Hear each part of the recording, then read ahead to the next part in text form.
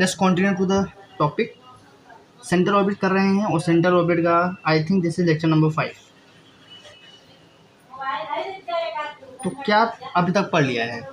ठीक, अभी तक हमने पढ़ लिया है, इसका इंट्रोडक्शन देखा,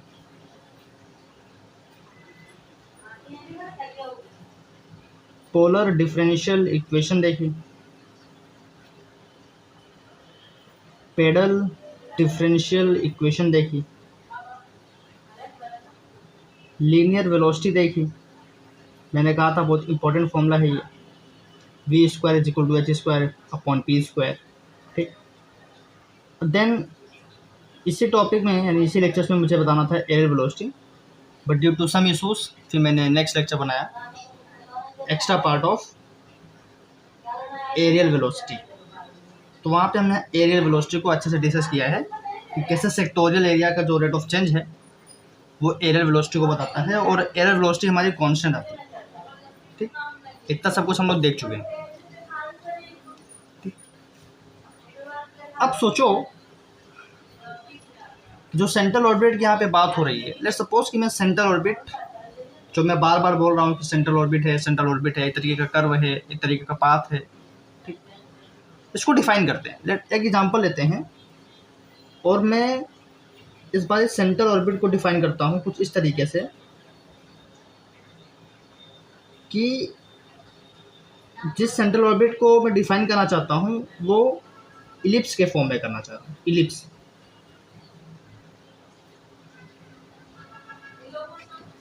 जिस सेंट्रल ऑर्बिट को मैं डिफाइन करना चाह रहा हूँ वो मैं इलिप्स के फॉर्म में करना चाह रहा हूँ। मतलब अब मैं एक इलिप्टिकल पाथ बनाऊंगा, ठीक, इलिप्टिकल ऑर्बिट बनाऊंगा, और मैं उसे कहूँगा कि वो सेंट्रल ऑर्बिट है। ठीक, कह सकते हैं मतलब एक इलिप्टिकल पाथ, एक इलिप्टिकल ऑर्बिट, एक सेंट्रल ऑर्बिट हो सकती है। ठीक, तो लेट्स सपोज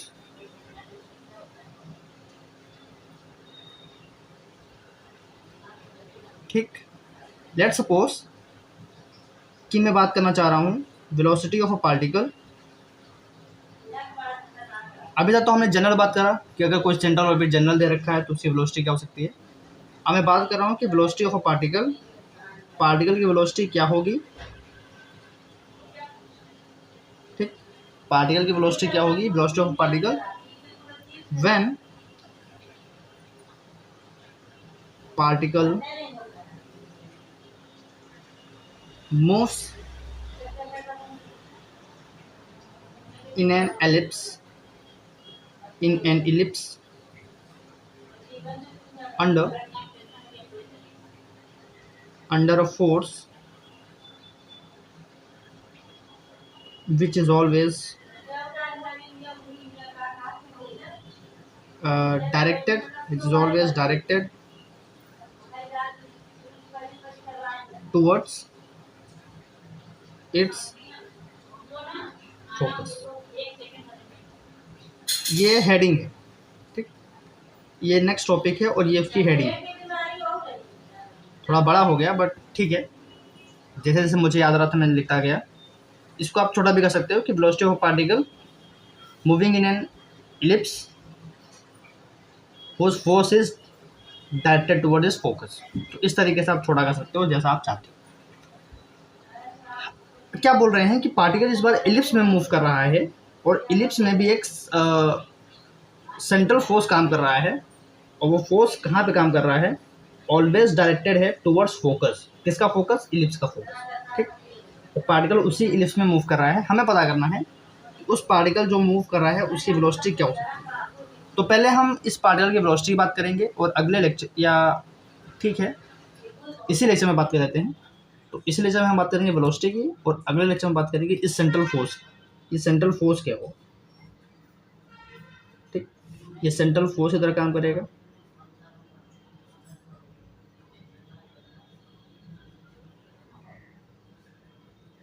तो ये सेंट्रल फोर्स कैसा होगा।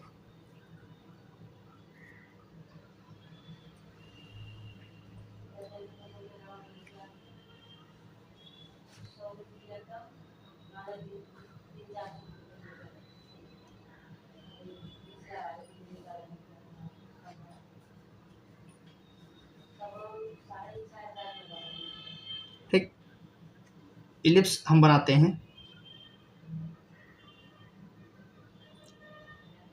इलिप्स आपने देखा होगा। So let's suppose this is ellipse, ठीक। अब ये इलिप्स है और इसी पे पार्टिकल आपका मूव कराएगा। तो अच्छा से नहीं बन पाया है। अच्छा, उससे पहले मैं आपको और चीज़ें बता देता हूँ कि जैसे ये इलिप्स है, इसको बोलते हैं मेजर एक्सिस, इसको बोलते हैं माइनर एक्सिस, ठीक।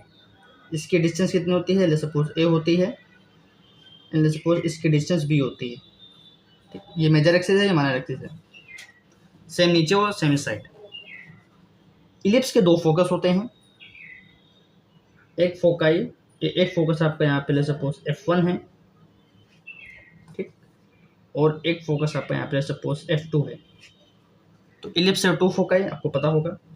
At any point P particle आपका यहाँ पे है, ठीक। At any point P particle आपका यहाँ पे है। पार्टिकल इस इलिप्स में मूव कर रहा है अंडर दिस फोर्स, ठीक।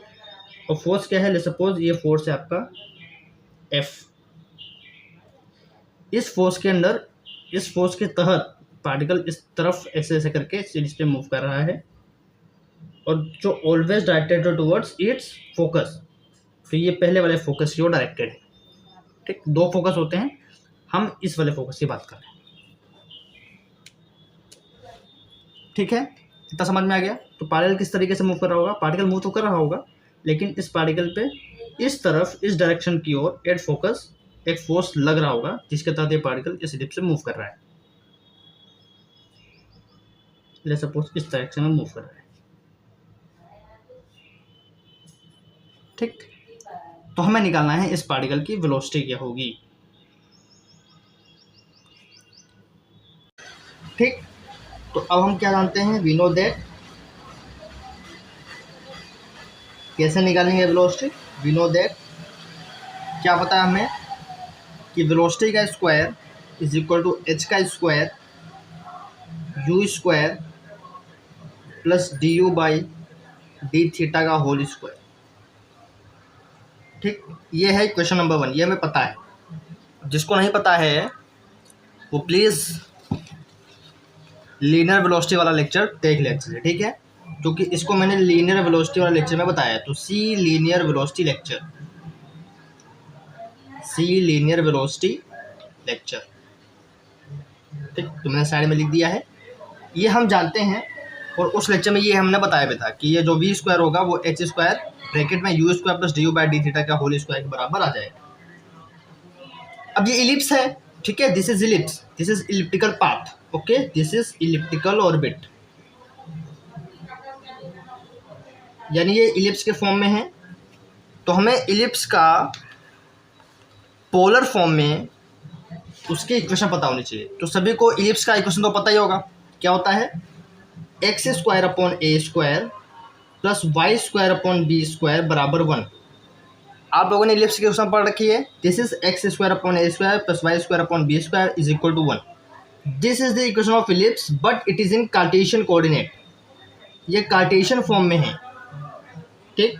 दिस इज कार्टेशियन फॉर्म, हमें पता करना है पोलर फॉर्म में, क्योंकि हम पढ़ रहे हैं सेंट्रल ऑर्बिट। सेंट्रल ऑर्बिट में हमने जो इक्वेशन पढ़ी है वो पोलर फॉर्म की पढ़ी है, पेडल फॉर्म की पढ़ी है, हमने कार्टेशियन का जिक्र ही नहीं किया है। तो हमें इलिप्स की जो इक्वेशन चाहिए वो पोलर में चाहिए। तो पोलर में क्या होती है, सब लोग कमेंट करेंगे, किस किस को इक्वेशन पता है इलिप्स की पोलर फॉर्म में। तो जिसको पता है वो कमेंट करेगा, ठीक है। अब हम लाइव तो है नहीं, वरना पूछ लेते। तो जिसको इलिप्स की इक्वेशन पता है पोलर कोऑर्डिनेट में, पोलर फॉर्म में, वो प्लीज कमेंट करे, ठीक है, कोई आलस नहीं दिखाएगा। And we know that the equation of, और मुझे पता है कि इसमें से 90% बच्चों को नहीं पता होगा, ठीक। तो हम देखना चाह रहे हैं कि किसको पता है। We know that the equation of ellipse in polar form. तो पोलर फॉर्म में इक्वेशन क्या होती है इलिप्स की, अब मैं बताने जा रहा हूँ। ये होती है L upon R is equal to 1 plus E into cos theta.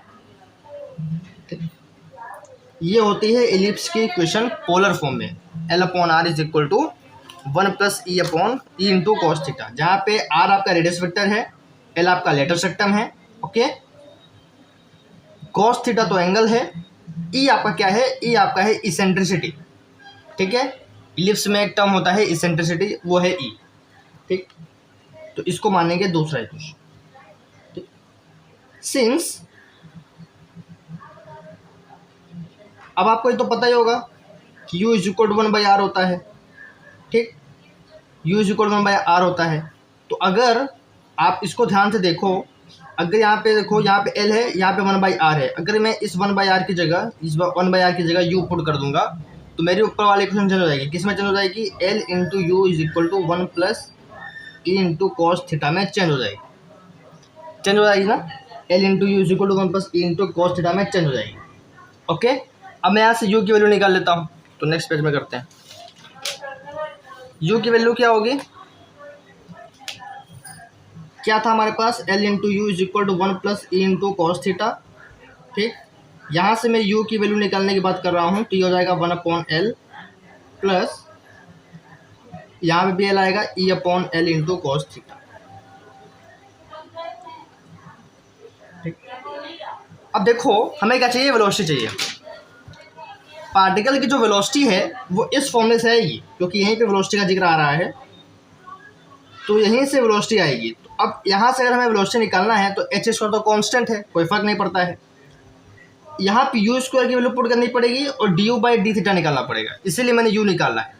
अब इस यू की जगह हम कौन सी वैल्यू पुट करेंगे? हम ये वाली वैल्यू पुट करेंगे, 1/l plus e by l into cos theta. और d u by D theta निकालना है, तो d u by D theta निकालने के लिए हमें इस यू को थीटा के रेस्पेक्ट में क्या करना पड़ेगा? डिफ्रेंशिएट करना पड़ेगा। तो differentiating equation 3, differentiating equation 3 with respect to theta, okay, what we will get? आसान सा है, आपको डिफ्रेंशिएशन तो आना ही चाहिए, ठीक। नहीं इंटीग्रेशन तो आप डिफ्रेंशिएशन तो कम से कम अच्छे से पढ़ लीजिए। तो डिफ्रेंशिएशन जब आप करोगे तो d u by D theta हो जाएगा, 1/l कांस्टेंट है, ठीक। लेटर सेक्टम भी कोई एक फाइनाइट वैल्यू होगी, कांस्टेंट होगा। तो कांस्टेंट का डिफ्रेंशिएशन क्या होता है? 0 होता है। e/l कांस्टेंट है, तो यहाँ पे आ जाएगा बाहर, और कॉस थीटा का थीटा के रेस्पेक्ट में क्या हो जाएगा? माइनस का साइन थीटा, ठीक। तो d u upon d theta आ गया minus e upon l sine theta, ठीक, minus e upon l sine theta. तो अब हम सारी वैल्यू यहाँ पे पुट करेंगे। तो putting value of u and d u by D theta in 1, ठीक, वी गेट। तो अब हमें यहाँ से वेलोसिटी वैल्यू निकलना, अब हमें यहाँ वेलोसिटी वैल्यू निकलेगी, कैसे निकलेगी?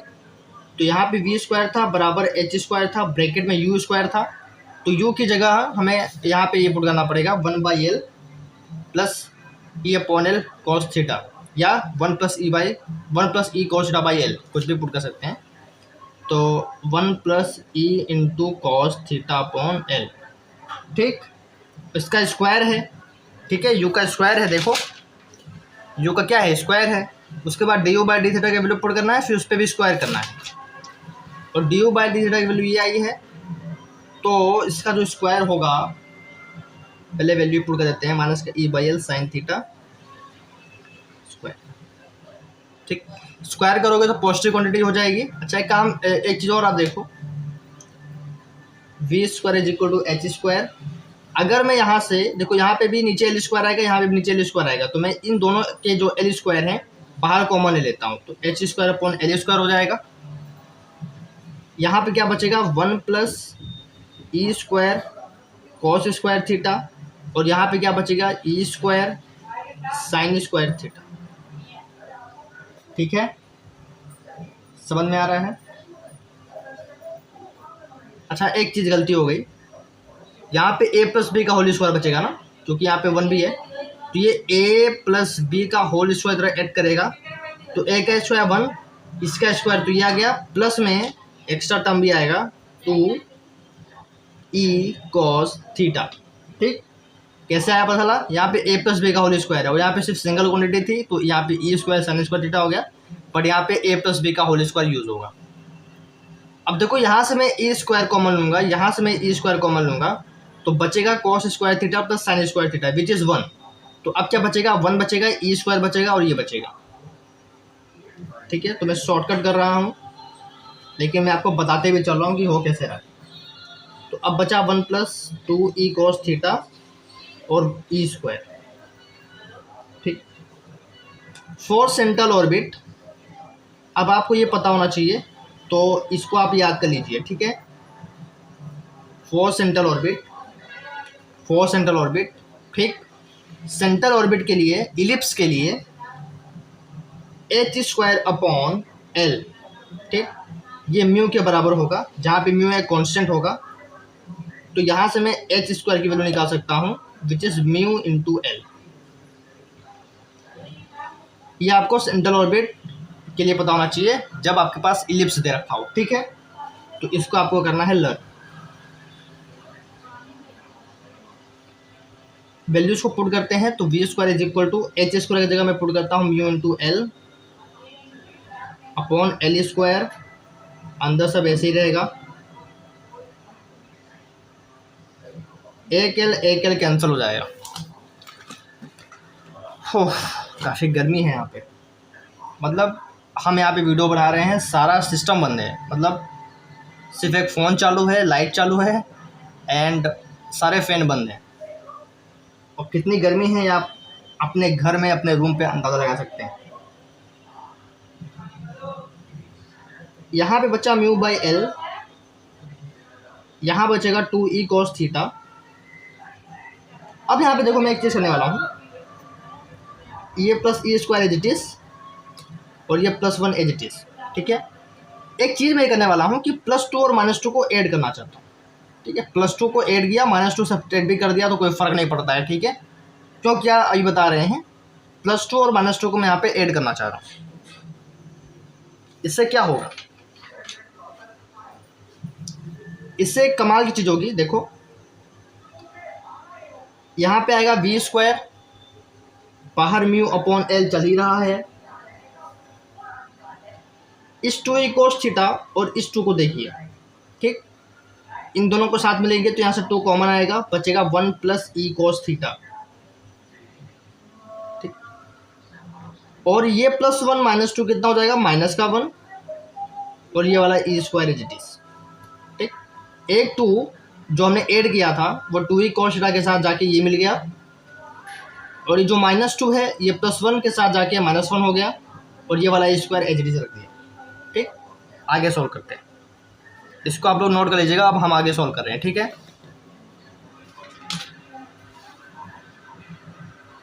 ये सब आपको पता होना चाहिए अगर इलिप्स के क्वेश्चन आएंगे तो, इलिप्टिकल ऑर्बिट से क्वेश्चन आएंगे तो 100% ये आपको नॉलेज होनी चाहिए कि मैं क्या करवा रहा हूँ। ठीक, कहीं ना कहीं इसका यूज होगा कि जैसे इलिप्स का पोलर फॉर्म क्या है। ठीक है, इलिप्स अगर है तो उस वहाँ पे पार्टिकल की जो वेलोसिटी है वो क्या आएगी, तो हम डायरेक्ट यूज कर सकते हैं ना, निकालने तो बैठेंगे नहीं, जैसे मैं भी करवा रहा हूँ। आप ये सब डायरेक्ट यूज कर सकते हो, इसलिए मैं कह रहा हूँ। तो अगर इलिप्टिकल पाथ के क्वेश्चन आ रहे हैं ऐसे सेंट्रल ऑर्बिट में तो आपको ये पता रहेगा तो हेल्पफुल रहेगा। ठीक है, ताकि आप वहाँ पे वेलोसिटी निकालने बैठे ना, सीधा ये जो अभी हम निकालेंगे वेलोसिटी पार्टिकल की, सीधा सीधा हम वो ये वाली वैल्यू पुट करके क्वेश्चन आगे बढ़ेंगे। बात समझ में यार ये क्यों कर रहे हैं? इसलिए मैं यहाँ पे टाइम वेस्ट कर रहा हूँ, वरना मैं यहाँ पे टाइम वेस्ट नहीं करता, हम आगे क्वेश्चन में बढ़ जाते हैं। ठीक, चूँकि सिलेबस में है तो हम करवा दे रहे हैं। ऐसा सिलेबस में मेंशन नहीं है बट सेंट्रल ऑर्बिट में ये पढ़ाया जाता है तो मैं पढ़ा रहा हूँ। सेंट्रल ऑर्बिट में हमने पढ़ा था तो हम आपको पढ़ा रहे हैं। अब आपके प्रोफेसर अगर इस टॉपिक को मिस किए होंगे तो जो न्यूमेरिकल्स करवा रहे हैं उस बेसिस पे हम आपको न्यूमेरिकल्स भी करवा देंगे। ठीक, लेकिन अब पढ़ा रहा हूँ तो पढ़ लो। ठीक है, एक्स्ट्रा नॉलेज है, काम ही आएगी कहीं ना कहीं, हो सकता है 3rd ईयर में काम आ जाए या आगे MSc में काम आ जाए। ठीक है, अब बचा है 2 1 plus e cos theta.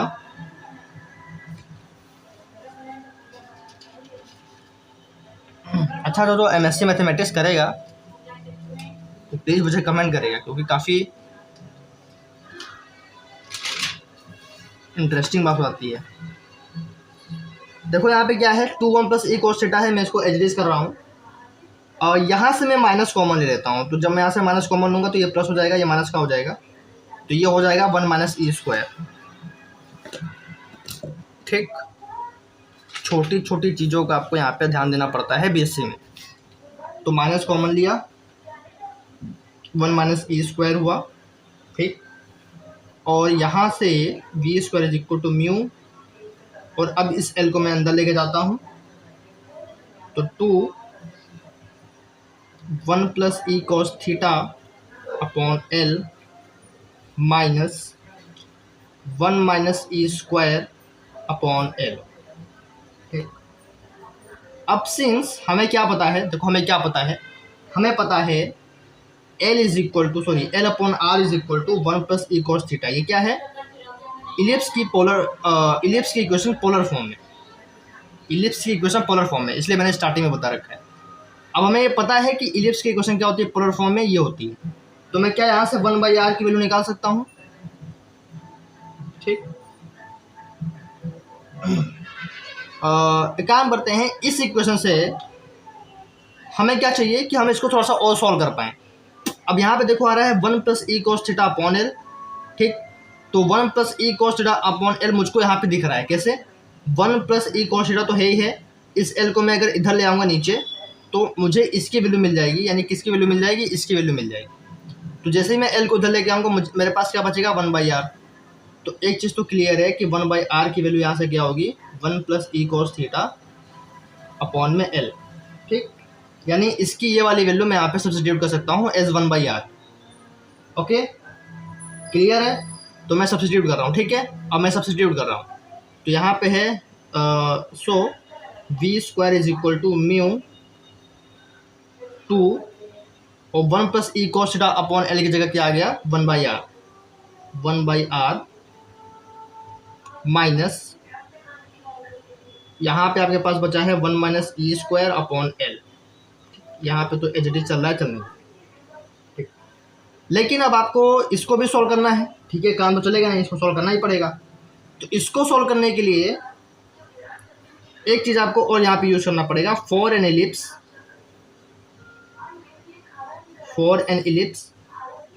Ellipse के लिए जो लेटेस्ट रेक्टम होता है एल, इलिप्स के लिए जो लेटेस्ट रेक्टम होता है एल किसके बराबर होता है, किसी को फॉर्मूला पता है लेटेस्ट रेक्टम का, बी स्क्वायर अपॉन ए। ठीक, b square upon a, what is b, b is a minor axis, a is your major axis, तो माइनर एक्सिस का स्क्वायर अपॉन मेजर एक्सिस। ठीक है, तो ये होता है लेटेस्ट रेक्टम का फॉर्मूला। ठीक है, और एक चीज़ आपको और पता होना चाहिए, ये तो होता ही है, ठीक है, इंपॉर्टेंट है, जब आप इलिप्स पढ़ते होंगे लोअर क्लासेस में तो आपको बताया जाता होगा। एक चीज़ और है कि जो बी स्क्वायर है, यानी माइनर एक्सिस का जो स्क्वायर है, वो ए स्क्वायर 1 माइनस ई स्क्वायर के बराबर होता है। यानी ये रिलेशन है eccentricity of N ellipse and minor और मेजर एक्सिस के बीच का। ठीक है, ये रिलेशन आपको पता होना चाहिए कि माइनर एक्सिस, मेजर एक्सिस और इसेंट्रिसिटी के बीच में क्या रिलेशन होता है इलिप्स में। ठीक, कहाँ पे, इलिप्स में। तो इन दोनों का यूज करूंगा मैं आगे सॉल्व करने के लिए। ठीक, तो अब देखो, सिंस मैं इसका यूज इसमें करता हूं, तो since l is equal to क्या है, बी स्क्वायर बाई ए, तो मैं इस पूरी वैल्यू को यहाँ पे सब्स्टिट्यूट करता हूँ, तो बचेगा ए square 1 minus e square upon नीचे क्या है ए कैसे, ए के कैंसिल हो जाएगा, तो एल की वैल्यू आएगी ए 1 माइनस ई स्क्वायर। ठीक, अब इस एल की जो वैल्यू है वह मैं यहाँ पे यूज करते हैं। ठीक है, सॉरी, यहाँ पे यूज करते हैं। ठीक, यहाँ पे एल आ रहा है ना, तो मैं इस एल की जो वैल्यू है वो मैं यहाँ पे यूज कर ले रहा हूँ। तो we get v square is equal to mu, अंदर क्या था 2/r माइनस ऊपर है 1 माइनस ई स्क्वायर, नीचे है एल जिसकी वैल्यू क्या आई है ए 1 माइनस ई स्क्वायर। तो ये वाला 1 माइनस ई स्क्वायर ये वाले 1 माइनस ई स्क्वायर को काट देगा। So what we will get कि v square is equal to mu 2/r minus 1/a। ये होती है वेलोसिटी ऑफ अ पार्टिकल, ये होती है velocity of a particle. Okay, this is the required velocity जो मैं चाहिए था। ठीक, तो this is the velocity of a particle, कहा गया this is the velocity of a particle, velocity of particle when particle moves in an ellipse under a force which is always directed towards its focus। अब हम velocity तो निकाल चुके हैं, मैंने एक और चीज़ बताई थी आपको कि जो फोर्स है, ठीक, जो टुवर्ड फोकस लगा हुआ है, मैं इस फोर्स का नेचर जानना चाह रहा हूँ कि ये फोर्स क्या आएगा। ठीक, तो मैं अब इस फोर्स की वैल्यू भी निकालूंगा, तो मैं सेंट्रल फोर्स को अगले लेक्चर में करवाता हूँ। ठीक है, बिकॉज यहाँ पे बहुत ज़्यादा गर्मी है, हालांकि है छोटा सा टॉपिक, ठीक, बट हम चाह रहे हैं कि उसको अगले वीडियो में एज अ एक्स्ट्रा पार्ट, ठीक है, एक्स्ट्रा पार्ट के या एक्स्ट्रा लेक्चर को लेके यहाँ पे हम अपलोड कर देंगे।